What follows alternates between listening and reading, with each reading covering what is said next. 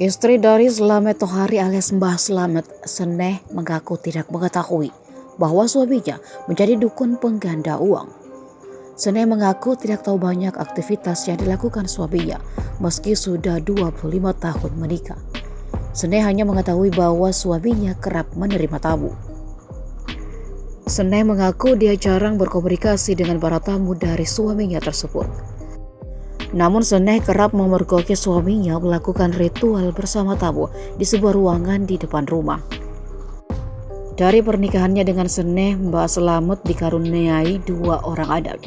Menurut Seneh, Mbah Slamet sudah 1 tahun tidak pulang ke rumah setelah bertemu dengan seseorang asal Pagentan.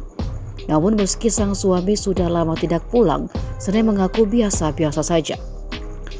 Dia menceritakan terakhir kali bertemu dengan suaminya itu saat awal Ramadan. Setelah itu Mbah Slamet pergi lagi entah kemana dan hanya pulang sebentar.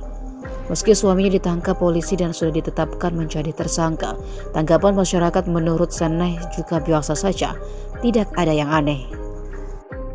Kepala Desa Balun, Kecamatan Wanayasa, Kabupaten Banjarnegara, Mah Budiono mengungkapkan, Mbah Slamet dalam kesehariannya jarang kelihatan dan usahanya juga kurang jelas.